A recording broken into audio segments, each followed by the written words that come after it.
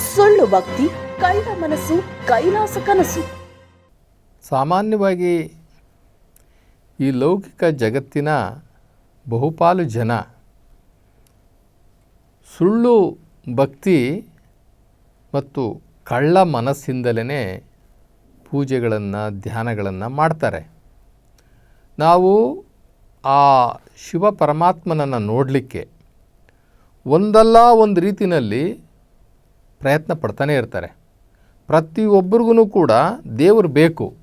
ಅವನು ಕಳ್ಳನಾಗಿರಲಿ, ಅವನು ಸುಳ್ಳೇಳ ಆಗಿರಲಿ, ಅಥವಾ ಕಟುಕನಾಗಿರಲಿ, ಅವನು ನಾಸ್ತಿಕನೇ ಆಗಿರಲಿ, ಎಲ್ಲೋ ಒಂದು ರೀತಿಯಲ್ಲಿ ಎಲ್ಲರಿಗೂ ದೇವರು ಬೇಕು ಅಂತ ಬಯಸ್ತಾರೆ.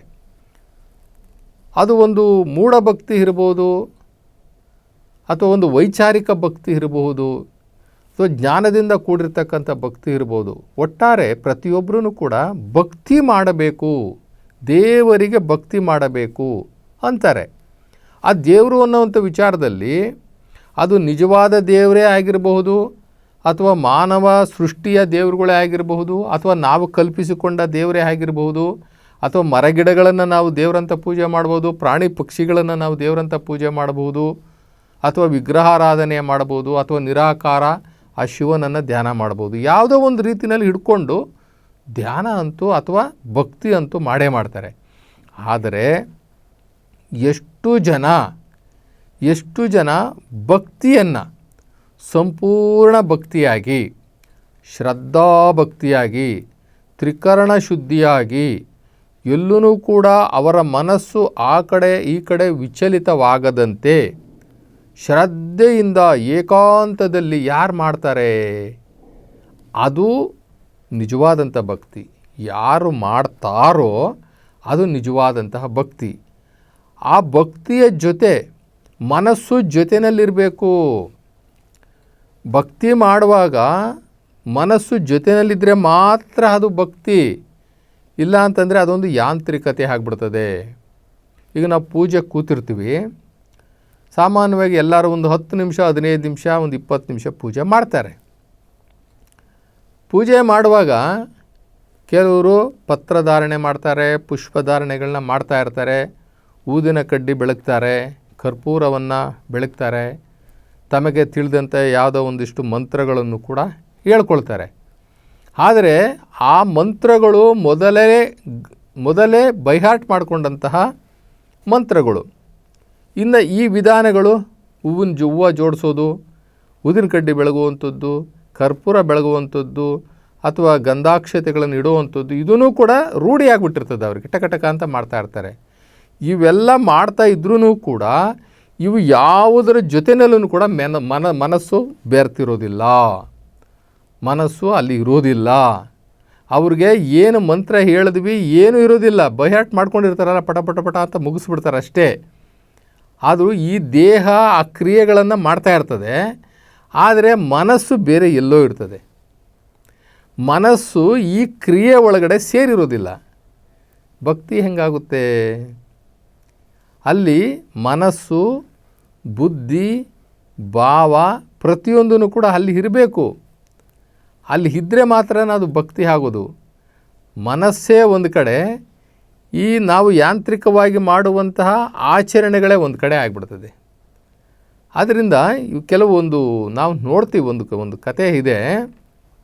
ನಾವು ಎಷ್ಟು ಈ ದೇವರ ವಿಚಾರದಲ್ಲಿ, ಭಕ್ತಿ ಮಾಡೋ ವಿಚಾರದಲ್ಲಿ ನಾವು ಎಷ್ಟರ ಮಟ್ಟಕ್ಕೆ ನಾವು ಭಕ್ತಿ ಮಾಡ್ತೀವಿ, ನಮ್ಮ ಭಕ್ತಿ ಎಷ್ಟು ಸುಳ್ಳು, ನಮ್ಮ ಮನಸ್ಸು ಎಷ್ಟು ಸಲ ಕದ್ದು ಆಚೆ ಹೋಗುತ್ತೆ ಅನ್ನೋದಕ್ಕೆ ಒಬ್ಬ ಶೆಟ್ಟಿ, ಅವನು ಶಂಕರ ಶೆಟ್ಟಿ ಅಂತಕ್ಕಂಥ ಒಬ್ಬ ಶೆಟ್ಟಿ, ಅವನು ದಿನಾ ಪೂಜೆ ಮಾಡ್ತಾನೆ. ಅವನೊಬ್ಬ ಭಕ್ತ ಅನ್ನಿಸ್ಕೊಂಡಿರ್ತಾನೆ. ಆ ಓಣಿಯಲ್ಲಿ ಅವನೊಬ್ಬ ದೊಡ್ಡ ಶಂಕರ ಶೆಟ್ಟಿ, ಒಬ್ಬ ಒಳ್ಳೆ ಭಕ್ತ. ಅವ್ರ ಮನೆಗೆ ಒಂದು ಹೂವನ್ನು ಮಾರಾಟ ಮಾಡೋಳು ಬರ್ತಾಳೆ. ಆ ಓಣಿಲೆಲ್ಲ ಹೂವು ಕೊಡ್ತಾ ಇರ್ತಾಳೆ. ಇವರು ಶಂಕರ ಶೆಟ್ಟರು ಬಹಳ ದೈವಭಕ್ತರು, ಇವ್ರ ಮನೆಗೆ ಕೊಡೋಣ ಅಂತ ಹೇಳಿಬಿಟ್ಟು ಆಕೆ ಬಂದು ಕೇಳ್ತಾಳೆ, ಶೆಟ್ರೆ, ನಾವು ನಿಮ್ಮ ಮನೆಗೂ ಪ್ರತಿದಿನ ಒಂದು ಮೊಳ ಹೂವನ್ನು ಕೊಡ್ತೀನಿ, ನೀವು ಮಹಾನ್ ದೈವಭಕ್ತರು, ಒಂದು ಮೊಳ ಹೂವನ್ನು ಕೊಡ್ತೀನಿ ಅಂತ ಅಂತಾಳೆ. ಅದಕ್ಕೆ ಶೆಟ್ರು ಹೇಳ್ತಾರೆ, ಬೇಡಮ್ಮ, ಬೇಡ ಬೇಡ ಬೇಡ, ನಮಗೆ ಸಾಕಷ್ಟು ಹೂವು ಇದ್ದಾವೆ, ನಮ್ಮ ಹಿತ್ತಲಲ್ಲಿ ಬೇಕಾದಷ್ಟು ಹೂವು ಇದ್ದಾವೆ. ಇಲ್ಲ ಶೆಟ್ರೆ, ನಿಮ್ಮ ಹಿತ್ತಲಲ್ಲಿ ಹೂವನೇ ಇಲ್ಲ, ನೀವು ಹೂವನೇ ಬೆಳೆಸಿಲ್ಲ. ಇಲ್ಲ ಇಲ್ಲ, ಬೇಡ ಬೇಡ ಅಂತ ಅವಳೇನು ಮಾಡ್ತಾಳೆ, ಹೊರಟೋಗ್ತಾಳೆ. ಇನ್ನೊಬ್ಬ ಅದೇ ಓಣಿನಲ್ಲಿ ಊದಿನ ಕಡ್ಡಿಯನ್ನು ಮಾರಾಟ ಮಾಡ್ತಾ ಇರ್ತಾನೆ. ಆ ಊದಿನ ಕಡ್ಡಿ ಮಾರಾಟ ಮಾಡೋನು ಅವನು ಎಲ್ಲರಿಗೂ ಅಲ್ಲಿ ಊದಿನ ಕಡ್ಡಿ ಕೊಡ್ತಾ ಇರ್ತಾನೆ, ಮಾರಾಟ ಮಾಡ್ತಾ ಇರ್ತಾನೆ. ಈ ಶೆಟ್ರು ಮನೆಗೆ ಬಂದು ಕೇಳ್ತಾನೆ. ಈ ಶೆಟ್ರು ಆ ಊದಿನ ಕಡ್ಡಿ ಮಾತ್ರ ತಗೋತಾರೆ. 30 ಕಡ್ಡಿ ಇರ್ತಕ್ಕಂಥ ಒಂದು ಪೊಟ್ಟಣವನ್ನು ಅವರು ತಗೊಳ್ತಾನೆ. ಹೀಗೆ ಅವನ ಒಂದು ಭಕ್ತಿ ನಡೀತಾ ಇರ್ತದೆ, ಶಂಕರ ಶೆಟ್ಟಿ ಭಕ್ತಿ ನಡೀತಾ ಇರ್ತದೆ. ಆ ಹೂವಿನೋಳು ಒಂದಿನ ನೋಡ್ತಾಳೆ, ಎಲ್ಲರೂ ಹೂವು ತೊಗೋತಾರೆ, ಇವನು ಶೆಟ್ಟಿ ತೊಗೊಳ್ಳಲ್ಲ. ಈ ಶೆಟ್ಟಿ ಏನು ಮಾಡ್ತಾನೆ ಅಂತಂದರೆ, ಬೆಳಿಗ್ಗೆ ಬೇಗ ಎದ್ದೊಳೋದು, ಎಲ್ಲರೂ ಎದ್ದೊಳೋದಕ್ಕೆ ಮುಂಚೆ ಎದ್ದುಬಿಟ್ಟು ಎಲ್ಲರ ಹಿತ್ತಲಲ್ಲಿ ಒಂದೊಂದು ಹೂವು ಕಿತ್ಕೊಂಬಂದ್ಬಿಟ್ಟು ಇವನು ಪೂಜೆ ಮಾಡೋದು. ನೋಡಿ, ಇವನು ಮಹಾನ್ ಒಬ್ಬ ಧನವಂತ, ಜೊತೆಗೆ ಇವನು ಒಂದು ಒಳ್ಳೆ ವ್ಯಾಪಾರಸ್ಥ ಶೆಟ್ಟಿ. ಇವನು ಒಂದು ಮೊಳ ಹೂವು ತಗೊಳ್ಳೋದಕ್ಕೆ ಹಿಂದೆ ಮುಂದೆ ನೋಡ್ತಾನೆ. ಪಾಪ ಅವ್ರಿಗೆ ಒಂದು ಸಣ್ಣ ವ್ಯಾಪಾರ ಆಗುತ್ತೆ, ಆಕೆ ಒಂದು ಜೀವನ ನಡೀತಿದೆ. ಹೂವನ್ನು ಮಾರಾಟ ಮಾಡುವಂಥ ಆ ಹೆಣ್ಮಗಳ ಜೀವನ ನಡೀತದೆ. ಒಂದು ಮೊಳ ಹೂವನ್ನು ಕೊಂಡುಕೊಳ್ಳಲಾರದಷ್ಟು ಇವನು ದರಿದ್ರನಲ್ಲ ಇವನು. ಆದರೂ ದೇವ್ರ ಮೇಲೆ ಇವನಿಗೆ ಭಕ್ತಿ ಮಾಡಬೇಕು. ಇವರ ಹಿತ್ತಲಲ್ಲಿ ಹೋಗ್ಬಿಟ್ಟು ಒಂದೊಂದು ಹೂವು ಕಿತ್ಕೊಂಬಂದು ದೇವರಿಗೆ ಇಡೋದು. ಇನ್ನು ಈ ಅಗರಬತ್ತಿ ಮಾರಾಟ ಮಾಡ್ತಾನಲ್ಲ, ಅವನು ಒಂದಿನ ಬರ್ತಾನೆ. ಸ್ವಾಮಿ, ನಿಮ್ಮ ಮನೆಗೆ 30 ಕಡ್ಡಿಗಳಿರ್ತಕ್ಕಂಥ ಒಂದು ಅಗರಬತ್ತಿಯನ್ನು ನಿಮ್ಮ ಮನೆಗೆ ನಾನು ಕೊಟ್ಟಿದ್ದೆ, ಅದು ಮುಗ್ದೋಗಿರಬೇಕಲ್ಲ, 1 ತಿಂಗಳಾಯ್ತಲ್ಲ, ಅದಕ್ಕೆ ಕೊಟ್ಟೋಗೋಣ ಅಂತ ಬಂದೆ. ಇಲ್ಲಪ್ಪ, ಮುಗ್ದಿಲ್ಲ, ಅಗರಬತ್ತಿ ಇನ್ನೂ ಇದೆ, ಮುಗ್ದಿಲ್ಲ ಅಂತಾನೆ. ಇಲ್ವಲ್ಲ, ನಾನು ಕೊಟ್ಟು ಒಂದಿನ. ಇಲ್ಲ ಇಲ್ಲ, ಮುಗ್ದಿದೆ ಅಂದೆ. ಇನ್ನೂ 1-2 ಕಡ್ಡಿ ಇರ್ಬೋದು, ಇರಲಿ, ಇನ್ನೊಂದು 2 ದಿನ ಬಿಟ್ಟು ಬಂದೆ, ತೊಗೋತಾರೆ ಶೆಟ್ರು ಅಂತ ಹೇಳ್ಬಿಟ್ಟು ಅವ್ನು ಮತ್ತೆ 2 ದಿನ ಬಿಟ್ಟು ಬಂದ. 2 ದಿನ ಬಿಟ್ಟು ಬಂದ್ರು ಅದೇ ಹೇಳಿದ್ರು, ಇಲ್ಲ ಇನ್ನೂ ಇದೆ ಅಂತಂದ. 3 ದಿನ ಬಿಟ್ಟು ಬಂದ, 4 ದಿನ ಬಿಟ್ಟು ಬಂದ. ಕೇಳ್ದ, ಸ್ವಾಮಿ, ಎಲ್ಲರ ಮನೆಯಲ್ಲಿ ಊದಿನ ಕಡ್ಡಿ ನಾನು ಕೊಡ್ತೀನಿ, ಅವರು ಬೇಗ ತೊಗೊಳ್ತಾ ಇರ್ತಾರೆ. ನೀವು 1 ತಿಂಗಳಾದ್ರೂ ಕೂಡ 30 ಕಡ್ಡಿ ಇರ್ತಕ್ಕಂಥ ಒಂದು ಪೊಟ್ಟಣವನ್ನು ನಿಮಗೆ ಕೊಟ್ಟರೆ ಅದು ಇನ್ನೂ ಇದೆ ಅಂತೀರಲ್ಲ, ಹೇಗೆ ಅಂದರೆ, ಅಲ್ಲಯ್ಯ, ದೇವರೇನು ಹೊಗೆ ಕುಡಿತಾನ ಅಥವಾ ವಾಸನೆ ಕುಡಿತಾನೇನೆಯ? ನಾವು ಪೂಜೆ ಮಾಡುವಾಗ ಎಷ್ಟೊತ್ತು ಪೂಜೆ ಮಾಡ್ತೀವೋ ಅಷ್ಟೊತ್ತು ಊದಿನ ಕಡ್ಡಿನ ಬೆಳಗ್ತೀವಿ. ಬೆಳೆದ್ಬಿಟ್ಟು ಪೂಜೆ ಆದ ತಕ್ಷಣ ಏನು ಮಾಡಿಬಿಡ್ದು, ಅದನ್ನು ಆಫ್ ಮಾಡಿಬಿಡ್ತೀವಿ. ದೀಪನೂ ಅಷ್ಟೇ, ಪೂಜೆ ಮಾಡ್ತೀವಿ, ಪೂಜೆ ಮಾಡೋವರೆಗೂ ದೀಪ ಇಟ್ಕೊಂಡಿರ್ತೀವಿ, ಆಮೇಲೆ ದೀಪ ಆರಿಸ್ಬಿಡ್ತೀವಿ. ಈ ಥರ ಉಳಿತಾಯ ಮಾಡ್ಬೇಕಣಯ್ಯ ಅಂತಾನೆ. ಅಲ್ಲಿ ಆ ಓಣಿಯಲ್ಲಿ ತಿಳ್ಕೊಂಡಿದ್ದು ನೋಡಿದ್ರೆ ಈ ಶಂಕರ ಶೆಟ್ಟರು ಬಹಳ ದೈವ ಭಕ್ತರು, ಹಾಗೆ ಹೀಗೆ ಅಂತ ತಿಳ್ಕೊಂಡಿರ್ತಾರೆ. ಆವಾಗ ಇವನು ಯೋಚನೆ ಮಾಡ್ತಾನೆ, ಇದೆಂಥ ಭಕ್ತಿಯಪ್ಪ, ಆ ದೇವನಿಗೆ ಒಂದು ಊದಿನ ಕಡ್ಡಿಯನ್ನು ಹಚ್ಚಿದ್ರೆ ತುಂಬ ಲಾಸ್ ಆಗುತ್ತೆ, ನಮಗೆ ಖರ್ಚು ಬರ್ತದೆ ಅಂತಕ್ಕಂಥವ್ರು ಇವರೆಂಥ ಭಕ್ತರು ಅಂತ ಅಂದ್ಕೊಂಡಿರ್ತಾರೆ. ಹೀಗೆ ಒಂದಿನ ಶಂಕರ ಶೆಟ್ಟಿ ಮತ್ತು ಅವ್ರ ಮಗ ಏನು ಮಾಡ್ತಾರೆ, ಒಂದು ನದಿ ಹತ್ರ ಹೋಗ್ತಾರೆ. ಆ ನದಿಯಲ್ಲಿ ಪಿಂಡ ಪ್ರದಾನ ಮಾಡಬೇಕಾಗಿರ್ತದೆ. ಅವರ ತಂದೆದು ಒಂದು ಪಿಂಡ ಪ್ರದಾನ ಮಾಡಬೇಕಾಗಿರ್ತದೆ. ಪಿಂಡ ಬಿಡ್ಲಿಕ್ಕೆ ಹೋಗಿರ್ತಾರೆ.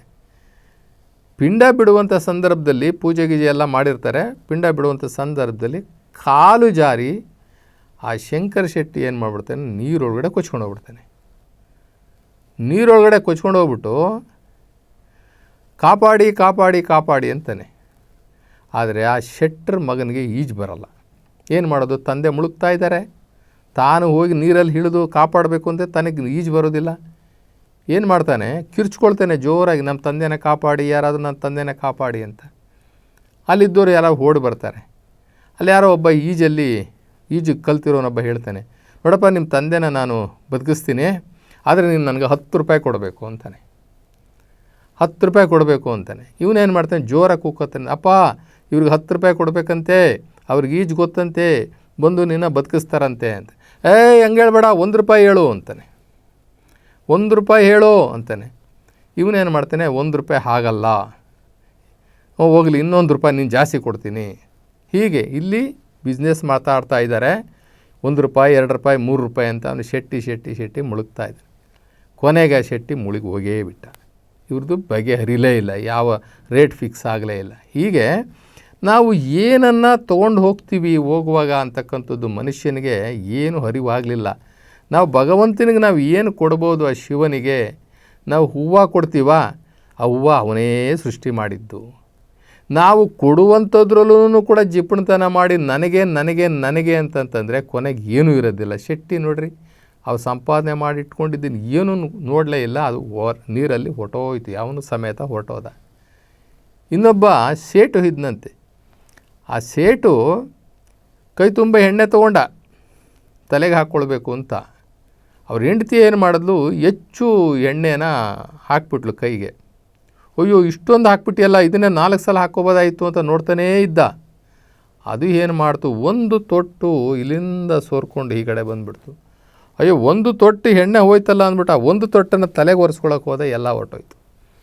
ಹೀಗೆ ನಮ್ಮ ಭಕ್ತಿ ಅಂತಂದರೆ ಮನಸ್ಪೂರ್ವಕವಾಗಿ ಮಾಡಿದ್ರೆ ಮಾತ್ರ ಅದು ಭಕ್ತಿ. ಮನಸ್ಸೊಂದು ಕಡೆ ನಾವೊಂದು ಕಡೆ ಇದ್ದರೆ ಅದು ಭಕ್ತಿ ಆಗೋದೇ ಇಲ್ಲ.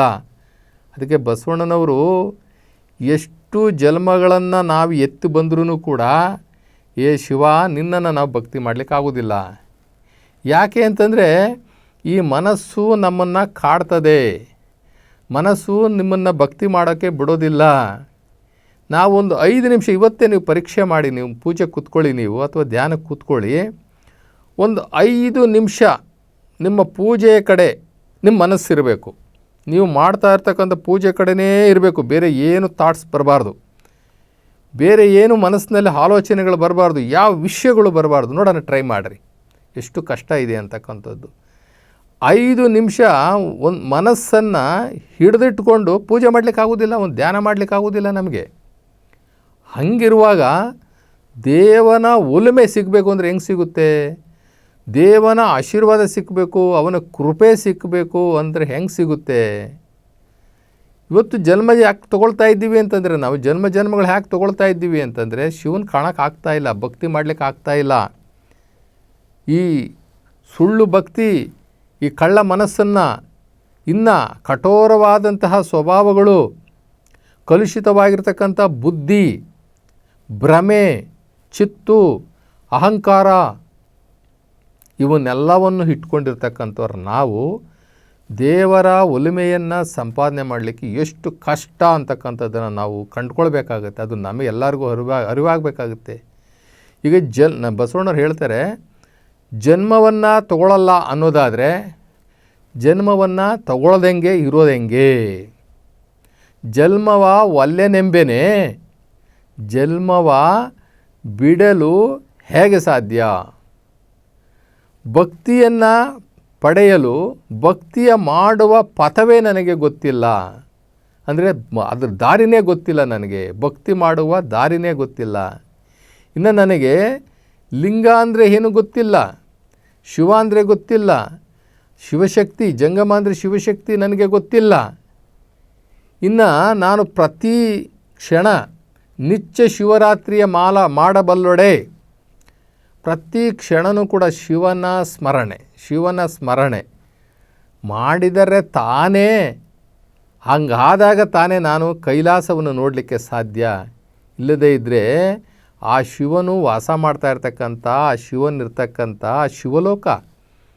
ಆ ಶಿವಲೋಕ ಆ ಕೈಲಾಸವನ್ನು ನೋಡಲಿಕ್ಕೆ ಸುಮ್ಮನೆ ಆಗುತ್ತಾ?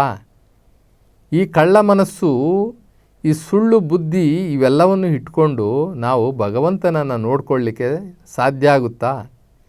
ಇನ್ನು ಇಂತಹ ಒಂದು ನಡೆ ನನ್ನಲ್ಲಿ ಇಲ್ಲವಾಗಿ ನಾನು ಭಕ್ತನು ಹೇಗಾಗವೇ ಕೂಡಲೇ ಸಂಗಮ ದೇವ ಅಂತಾರೆ. ಏನನ್ನು ಓದಿ ಏನ ಕೇಳಿ ಫಲವೇನು? ನಮ್ಮ ಮನವು ನನ್ನ ಅಂಕಿತದಲ್ಲಿ ಇಲ್ಲದನಕ್ಕ, ನಿಮ್ಮವರನ್ನು ನಾನು ಅಂದರೆ ಶಿವಭಕ್ತರನ್ನು ನಾನು ಅರಿಯದೆ ಕೆಟ್ಟೆನು. ಶಿವ ಮಹಾದೇವ, ಬಾಳಿಲ್ಲದವಳ ಒಲೆಯಂತಾಗಿತ್ತು ಅಂತಂದರೆ, ಬಾಳ್ಮೆ ಮಾಡೋಳು ಒಲೆ ಹಾಕ್ತಾಳೆ, ಸಂಸಾರ ಮಾಡ್ತಾಳೆ. ಬಾಳೇ ಮಾಡದೇ ಇರ್ತಕ್ಕಂಥವಳು ಒಲೆ ಎಲ್ಲಿ ಹಾಕಿ ಸಂಸಾರ ಮಾಡ್ತಾಳೆ. ಹೀಗಾಗಿತ್ತು ನನ್ನ ಪರಿಸ್ಥಿತಿ. ಈ ಬೇಲಿ ಮೇಲೆ ಓತಿ ಕ್ಯಾತ ಅಂತ ಇರ್ತದೆ. ಓತಿ ಬೇಲಿಯನರಿಯುವಂತೆ ಎನ್ನ ಮನವಯ್ಯ. ಓತಿ ಬೇಲಿಯನ್ನು ಈ ಬೇಲಿಯಲ್ಲಿ ಇಟ್ಕೊಂಡು ವಾಸ ಮಾಡುತ್ತಲ್ಲ, ಅದು ಅಲ್ಲಿ ಸಂಸಾರ ಮಾಡ್ತಲ್ಲ, ಆ ರೀತಿ ನನ್ನ ಮನಸ್ಸಯ್ಯ. ಒತ್ತಿಗೊಂದು ಪರಿಯಪ್ಪ, ಒಂದೊಂದು ಟೈಮ್ಗೆ ಅದು ಪರಿವರ್ತನೆ ಆಗುತ್ತೆ. ಗೋಸುಂಬಿಯಂತೆ ಎನ್ನ ಮನವು. ಗೋಸುಂಬಿ ಅಂತಂದರೆ ಅವಾಗವಾಗ ಚೇಂಜ್ ಮಾಡ್ತಾ ಇರ್ತದೆ, ಅದರ ಬಣ್ಣವನ್ನೇ ಚೇಂಜ್ ಮಾಡ್ತಾ ಇರ್ತದೆ. ಒಂದು ಬಣ್ಣ ನೋಡ್ತಾ ಇರ್ತೀವಿ, ಅದು ಹಂಗೆ ಬಣ್ಣ ಬದಲಾಯಿಸ್ಬಿಡ್ತದೆ. ಗೋಸುಂಬಿ ಅಂತ ಕರೀತಾರೆ ಅದಕ್ಕೆ. ಗೋಸುಂಬಿಯಂತೆ ಎನ್ನ ಮನವು ಹೆಂಗೆ ಬ್ಯಾಲೆನ್ಸ್ ಮಾಡ್ತಾ ಅಂದರೆ ಯಾವ್ಯಾವ ಟೈಮ್ಗೆ ಹೆಂಗೆ ನುಲ್ಚ್ಕೊಬೇಕು, ಹೆಂಗೆ ಟರ್ನ್ ಆಗಬೇಕು, ಸಂದರ್ಭಕ್ಕೆ ತಕ್ಕಂತೆ ಆ ರೀತಿ ನನ್ನ ಮನಸ್ಸು ಬದಲಾಗ್ತಾನೇ ಇರ್ತದಪ್ಪ. ಇನ್ನು ಈ ಬಾವುಲಿಯಂತೆ ಎನ್ನ ಬಾಳು. ಈ ಬಾವುಲಿಗಳು ನೋಡ್ತಾ ಇರ್ತೀವಲ್ಲ, ಅವು ಒಂದು ಕಡೆ ನಿಲ್ತಾವ, ಅವು ಒಂದು ಕಡೆ ಇರ್ತಾವ. ಹಾಗೆ ಬಾವುಲಿಯಂತೆ ಎನ್ನ ಮನವು. ಈ ರಾತ್ರಿ ಹೊತ್ತು ಕುರುಡನೆದ್ದು ಕೂತ್ಕೊಂಡ್ರೆ ಅವನಿಗೆ ಬೆಳಕು ಕಾಣಿಸ್ತದ, ಅವನಿಗೆ ಹಗಲೂ ಬೆಳಕು ಕಾಣಿಸೋದಿಲ್ಲ, ರಾತ್ರಿನೂ ಕೂಡ ಅವನಿಗೆ ಬೆಳಕು ಕಾಣಿಸೋದಿಲ್ಲ. ಹಾಗೆ ಆ ಭಕ್ತಿ ಮಾಡ್ತಾ ಇದ್ದೀನಿ ಅನ್ನುವಂತಹ ಭ್ರಮೆಯಲ್ಲಿ, ಭಕ್ತಿ ಮಾಡ್ತಾ ಇದ್ದೀವಿ ಅಥವಾ ಆ ಕುರುಡು ನೆಪದಲ್ಲಿ, ಅದೆಲ್ಲ ಕುರುಡು ನೆಪದಲ್ಲಿ ಕುರುಡನು ಬೆಳಕನ್ನು ಕಾಣುವ ಸಾಧ್ಯನೇ ಅವನು ಹುಟ್ಟು ಕುರುಡ ಬೆಳಕನ್ನು ನೋಡ್ಲಿಕ್ಕೆ ಸಾಧ್ಯನೇ. ಹಾಗೆ ನಾವು ಪ್ರಯತ್ನಪೂರ್ವಕವಾಗಿ ಮನಸ್ಸಿಲ್ಲದೆ ಭಕ್ತಿ ಮಾಡ್ತಾ ಇದ್ದೀವಿ. ಭಕ್ತಿ ಇಲ್ಲವೇ ಇಲ್ಲ ನಮ್ಮಲ್ಲಿ, ಆದ್ರೂ ಡಾಂಬಿಕವಾಗಿ ತೋರಲಿಕ್ಕೆ ನಾವು ಮಾಡ್ತಾ ಇದ್ದೀವಿ. ನೀನಲ್ಲದ ಭಕ್ತಿಯ ಬಯಸಲುಂಟೆ ಕೂಡಲ ಸಂಗಮ ದೇವ. ನಿನ್ನ ನೆನಪು, ಕೂಡಲ ಸಂಗಮ ದೇವ ಅಂದರೆ ನಿರಾಕಾರ ಶಿವ. ನಿನ್ನನ್ನು ಭಕ್ತಿಯ ಮಾಡದೆ, ನಿನ್ನನ್ನು ನೆನೆಸದೆ, ನಿನ್ನಲ್ಲೇ ನನ್ನ ಮನಸ್ಸನ್ನು ಇರಿಸದೆ, ಭಕ್ತಿಯ ಮಾಡುವ ಪರಿಯೇ ನನಗೆ ತಿಳಿಯದೆ, ಭಕ್ತಿಯ ಮಾಡುವ ದಾರಿಯೇ ನನಗೆ ತಿಳಿಯದೆ, ಹೇಗಪ್ಪ ನಿನ್ನ ನೋಡಲಿ, ಹೇಗಪ್ಪ ನಿನ್ನ ಮಾಡಲಿ. ಹೀಗೆ ಬಸವಣ್ಣನವರು ಅವ್ರಿಗೋಸ್ಕರ ಹೇಳ್ಕೊಳ್ತಾ ಇಲ್ಲ. ಎಲ್ಲ ದಾರ್ಶನಿಕರು, ಎಲ್ಲ ಶಿವಶರಣರು, ಎಲ್ಲ ಮಹರ್ಷಿಗಳು, ಎಲ್ಲ ಶಿವಯೋಗಿಗಳು, ಇವರೆಲ್ಲರೂ ಕೂಡ ಈ ಜಗತ್ತಿನ, ಲೌಕಿಕ ಜಗತ್ತಿನ ಜನಗಳಿಗೋಸ್ಕರನೇ ಹೇಳ್ತಾ ಇರ್ತಾರೆ, ತಮ್ಮ ಮೇಲೆ ಹಾಕ್ಕೊಂಡು ಹೇಳ್ತಾ ಇರ್ತಾರೆ. ಬಸವಣ್ಣ ಒಬ್ಬರು ಭಕ್ತಿಯ ಮೂಲಿಗರು. ಬಸವಣ್ಣ ಅಂದರೆ ಭಕ್ತಿ ಅಂದರೆ ಬಸವಣ್ಣ. ಎನಗಿಂತ ಭಕ್ತರಿಲ್ಲ, ನನಗಿಂತ ಕಿರಿಯರೂ ಇಲ್ಲ, ನನಗಿಂತ ಭಕ್ತರಿಲ್ಲ, ಶಿವಶರಣರಿಗಿಂತ ದೊಡ್ಡವರೇ ಇಲ್ಲ. ಭಕ್ತಿಯ ಮೂಲಿಗ ಬಸವಣ್ಣ, ಭಕ್ತಿಕಾಂಡದ ಮೂಲಿಗ ಅಂತ ಹೇಳ್ತಾರೆ. ಅಂತಹ ಭಕ್ತಿಕಾಂಡದ ಮೂಲಿಗನಾದಂತಹ ಬಸವಣ್ಣನವರು ಈ ಮನಸ್ಸು ಮತ್ತು ಈ ಭಕ್ತಿ ಇವೆರಡರ ಒಂದು ಸಮ್ಮಿಲನವನ್ನು ಹೇಳ್ತಾ ಹೋಗ್ತಾರೆ ನೋಡ್ರಿ. ನಾವು ಕೂತ್ಕೊಳ್ತೀವಿ ಪೂಜೆಗೆ, ಇವತ್ತು ಏನಾದರೂ ಮಾಡಿ ಒಂದು ನಿಮಿಷನೂ ಕೂಡ ನಮ್ಮ ಮನಸ್ಸು ವಿಚಲಿತ ಆಗದಂತೆ, ಆ ಕಡೆ ಈ ಕಡೆ ಹೋಗದಂತೆ, ನಾನು ಏನು ಮಾಡ್ತಾ ಇರ್ತೀನೋ ಅಲ್ಲೇ ನನ್ನ ಮನಸ್ಸಿರಬೇಕು ಅಂತ ಕೂತ್ಕೋತೀವಿ. ಲಿಂಗ ಕೈಲಿಟ್ಕೊಂಡಿರ್ತೀವಿ, ಹಿಂಗೆ ಪೂಜೆ ಮಾಡ್ತಾ ಇರ್ತೀವಿ. ಆದರೆ ನಮ್ಮ ಮನಸ್ಸು ಇನ್ನೆಲ್ಲೋ ಇರ್ತದೆ. ಒಬ್ಬ ಭಕ್ತ ಪೂಜೆ ಮಾಡ್ತಾ ಇದ್ದ, ಹೂವು ಎಲ್ಲ ಜೋಡಿಸ್ಕೊಂಡು ಪೂಜೆ ಮಾಡ್ತಾ ಇದ್ದ. ಅವನಿಗೆ ಪೂಜೆ ಮಾಡುವಾಗ ಅವನಿಗೊಂದು ನೆನಪು ಬಂತು, ನಮ್ಮ ತೋಟದಲ್ಲಿ, ಮಠದ ತೋಟದಲ್ಲಿ ಬೇಕಾದಷ್ಟು ಹೂವು ಇದ್ದಾವೆ, ಇಲ್ಲಿ ಸಾಧಕರು ಎಲ್ಲರೂ ಕೂಡ ಒಂದಷ್ಟು ಹೂವುಗಳು ಕಿತ್ಕೊಂಡು ಬಿಡ್ತಾರೆ.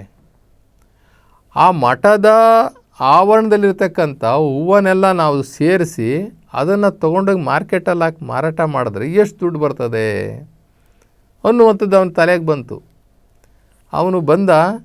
ಅವನು ಬಂದು ಗುರುಗಳಿಗೆ ಹೇಳ್ದ, ಗುರುಗಳೇ ನಮ್ಮ ಈ ತೋಟಗಳಲ್ಲಿ ಎಷ್ಟೊಂದು ಹೂವು ಇದೆ, ಇವೆಲ್ಲವೂ ಕೂಡ ನಮ್ಮ ಮಠಕ್ಕೆ ಸೇರಿದ್ದೆ ಅಲ್ವಾ, ಇಷ್ಟೊಂದು ಹೂವನ್ನ ಕಿತ್ಕೊಂಡು ಎಲ್ಲ ಭಕ್ತರು ಪೂಜೆಗಳು ಮಾಡ್ಕೊಂಡು ಬಿಡ್ತಾರೆ, ಒಂದೊಂದೇ ಹೂವು ಇಟ್ಕೊಂಡು ಉಳಿದಿದ್ದೆಲ್ಲ ಮಾರ್ಕೆಟ್ಗೆ ಹಾಕಿದ್ರೆ ಎಷ್ಟು ದುಡ್ಡು ಬರ್ತದೆ, ನಮ್ಮ ಮಠಕ್ಕೆ ಎಷ್ಟು ಆದಾಯ ಬರ್ತದೆ ಅಂತಂದ. ಅವಾಗ ಗುರುಗಳು ಹೇಳಿದ್ರು, ಇಷ್ಟೊಂದು ತಿಳುವಳಿಕೆ ನಿನಗೆ ಯಾವಾಗಪ್ಪ ಬಂತು ಅಂದರು.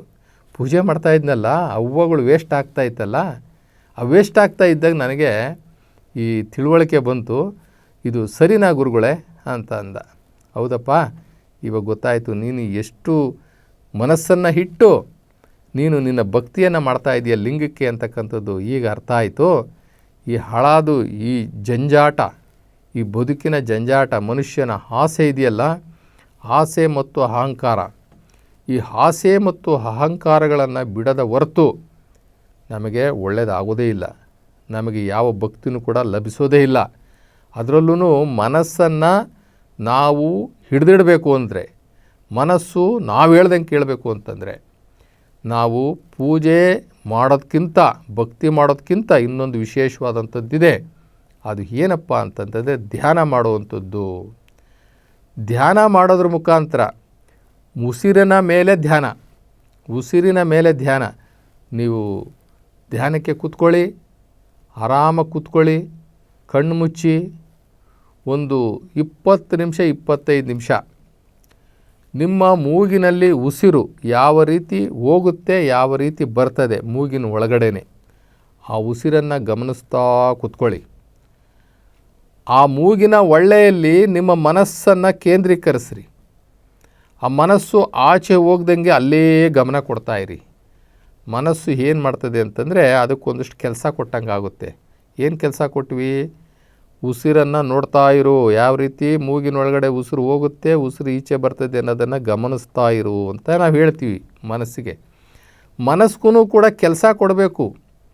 ಅದು ಸೋಂಬೇರಿ ಅಲ್ಲ, ಮನಸ್ಸು ಬಹಳ ಆ್ಯಕ್ಟಿವ್, ಅದು ಬಹಳ ಚಾಲಾಕಿ. ಅದು ಅದರಿಂದ ಅದಕ್ಕೊಂದಷ್ಟು ಕೆಲಸ ಕೊಡಬೇಕು ನಾವು. ಆ ಮೂಗಿನ ಹೊಳ್ಳೆನಲ್ಲಿ ನೀನು ಕೂತ್ಕೊಂಡು ಆ ಉಸಿರು ಹೇಗೆ ಮೂಗಿನ ಹೊಳ್ಳೆ ಒಳಗಡೆ ಹೋಗುತ್ತೆ, ಈಚೆ ಬರ್ತದೆ ಅನ್ನುವಂಥದ್ದನ್ನು ಗಮನಿಸ್ಕೊಂಡೇ ಇರು ಅಂತ ಹೇಳಿ ಆ ಮನಸ್ಸನ್ನು ನಿಲ್ಲಿಸ್ಬಿಡಬೇಕು. ಆ ಮನಸ್ಸು ಏನು ಮಾಡ್ತದೆ, ಅವಾಗ ಆಚೆ ಹೋಗ್ತಾ ಇದ್ದರೆ ತಂದು ಮತ್ತೆ ಅಲ್ಲಿ ನಿಲ್ಲಿಸ್ಬೇಕು, ಮತ್ತೆ ತಂದು ಅಲ್ಲಿ ನಿಲ್ಲಿಸ್ಬೇಕು. ಇದಕ್ಕೆ ಆನಾಪಾನಸತಿ ಯೋಗ ಅಂತ ಕರೀತಾರೆ. ಇದು ಭಗವಾನ್ ಬುದ್ಧನಿಂದ ಈ ಜಗತ್ತಿಗೆ ಕೊಡಲ್ಪಟ್ಟಂತಹ ಅತಿ ದೊಡ್ಡ ಯೋಗ. ಈ ಯೋಗದಿಂದ ಮನಸ್ಸನ್ನು ನಿಗ್ರಹಿಸೋದಕ್ಕೆ, ಮನಸ್ಸನ್ನು ಹಿಡಿದಿಡ್ಲಿಕ್ಕೋಸ್ಕರ, ಮನಸ್ಸನ್ನು ಗೆಲ್ಲಲಿಕ್ಕೋಸ್ಕರ ಇದು ಬಹಳ ಉಪಯೋಗ ಆಗಿದೆ.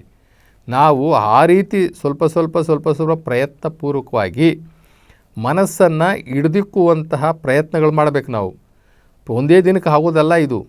ಇದನ್ನು ಮಾಡ್ತಾ ಒಂದು ದಿನ ನಮಗೆ ಸಿದ್ಧಿಯಾಗುತ್ತೆ. ಯಾವಾಗ ನಮ್ಮ ಮನಸ್ಸು ನಮ್ಮ ಮಾತು ಕೇಳ್ತದೋ ಆವಾಗ ಒಂದು ದಿವ್ಯ ಅನುಭವ ಆಗುತ್ತೆ, ಅತ್ಯಂತ ರೋಮಾಂಚನವಾದಂಥ ಒಂದು ಅನುಭವ ಆಗುತ್ತೆ. ಅಲ್ಲಿಂದ ನಮಗೆ ಭಕ್ತಿನೂ ಹಳವಡುತ್ತೆ, ಜ್ಞಾನವೂ ಹಳವಡುತ್ತೆ, ಭಕ್ತಿ ಮಾರ್ಗಕ್ಕೆ ಆವಾಗ ನಾವು ಟಿಕೆಟ್ ತೊಗೊಂಡಂಗೆ ಆಗುತ್ತೆ. ಆದ್ದರಿಂದ ನಾವೆಲ್ಲರೂ ಕೂಡ ಒಂದು ಕೆಲಸ ಮಾಡಬೇಕು. ಪ್ರತಿದಿನ ಎಷ್ಟೊತ್ತು ಪೂಜೆ ಮಾಡ್ತೀವಿ ಅಷ್ಟೊತ್ತು ಮನಸ್ಸು ನಮ್ಮನ್ನು ಬಿಟ್ಟು, ನಾವು ಮಾಡ್ತಾ ಇರ್ತಕ್ಕಂಥ ಪೂಜಾ ಕ್ರಮಗಳನ್ನು ಬಿಟ್ಟು ಎಲ್ಲೂ ಆಚೆ ಹೋಗಬಾರ್ದು. ಆ ರೀತಿ ಅದಕ್ಕೆ ಗಮನಿಸ್ತಾ ನಾವು ಕೂತ್ಕೋಬೇಕಾಗುತ್ತೆ. 108 ಶಿವಮಂತ್ರ ಹೇಳ್ತೀರಾ, ಹೇಳ್ರಿ. 108 ಶಿವಮಂತ್ರ ಹೇಳುವಾಗ ಶಿವಮಂತ್ರದ ಜೊತೆಗೇ ಮನಸ್ಸಿರಬೇಕು. ನಾವು ಓಂ ನಮಃ ಶಿವಾಯ ಅಂತ ಮಡಿ ಎಣಿಸ್ತಾ ಇರ್ತೀವಿ, ಅದನ್ನೆಲ್ಲೋ ಹೋಗಿ ಕೆಲಸ ಮಾಡ್ತಾ ಇರ್ತದೆ. ಇದನ್ನು ಹಂತವಾಗಿ ಪ್ರಯೋಗ ಅಂತ ತಿಳ್ಕೊಂಡು, ಇದೊಂದು ನಮ್ಮ ಜೀವನದಲ್ಲಿ ಇದೊಂದು ಪ್ರಯೋಗ ಅಂತ ತಿಳ್ಕೊಂಡು ಮನಸ್ಸನ್ನು ನಿಲ್ಲಿಸುವಂಥದ್ದು ಮಾಡ್ತಾ ಹೋದರೆ ನಮ್ಮ ಭಕ್ತಿ ಭಗವಂತನಿಗೆ ತಲುಪುವಂತಹ ಭಕ್ತಿಯಾಗುತ್ತೆ. ಯಾಕೆ ಅಂತಂದರೆ ನಾವು ಮನಸ್ಸಿಟ್ಟು ಮಾಡಿದ್ದೀವಿ. ನಮ್ಮ ಹಿರಿಯರು ಹೇಳಲ್ವಾ, ಏನು ಕೆಲಸ ಮಾಡಿದ್ರೂ ಕೂಡ ಮನಸ್ಸಿಟ್ಟು ಓದು ಅಂತಾರೆ. ಓದುವಾಗಲೂ ನಾವು ಓದ್ತಾ ಇರ್ತೀವಿ, ಜೋರಾಗೆ ಓದ್ತಾ ಇರ್ತೀವಿ. ಅದರಿಂದ ಸ್ವಲ್ಪ ಹೊತ್ತಿಗೆ ನೀನು ಏನು ಓದ್ದಪ್ಪ ಅಂತಂದರೆ ನನಗೆ ಗೊತ್ತಿಲ್ಲ. ಯಾಕೆಂದ್ರೆ ಮನಸ್ಸಲ್ಲಿ ಇರಲಿಲ್ಲ, ಮನಸ್ಸು ರೆಕಾರ್ಡ್ ಮಾಡಲಿಲ್ಲ. ಬಾಯಿ ಮಾತ್ರ ಕಣ್ಣು ನೋಡ್ತಾ ಇತ್ತು, ಬಾಯಿ ನಾಲಿಗೆ ನುಡಿತಾ ಇತ್ತು, ಆದರೆ ಮನಸ್ಸು ಇರಲಿಲ್ಲ ಅಲ್ಲಿ. ಮನಸ್ಸು ಇದ್ದು ಓದಿದರೆ ಅವ್ರು ಏನು ಓದ್ದ ಅಂತ ಹೇಳ್ಬಿಡ್ತಾ ಇದ್ದ. ಹೀಗಾಗಿ ಮನಸ್ಸು ಇಲ್ಲದೆ ಮಾಡಿದಂತಹ ಭಕ್ತಿ ಅಷ್ಟೇ ಅಲ್ಲ, ಮನಸ್ಸು ಇಲ್ಲದೆ ಮಾಡುವಂತಹ ಯಾವುದೇ ಕೆಲಸಗಳು ಅದೆಲ್ಲವೂ ಇನ್ಕಂಪ್ಲೀಷನ್. ಅದು ಯಾವುದೂ ಕೂಡ ಪರಿಪೂರ್ಣ ಅಲ್ಲವೇ ಅಲ್ಲ. ಒಂದು ಕೆಲಸ ಪರಿಪೂರ್ಣ ಆಗಬೇಕು ಅಂದರೆ ಮನಸ್ಸಿನ ಜೊತೆಗೆ ನಾವು ಕೆಲಸ ಮಾಡಬೇಕು.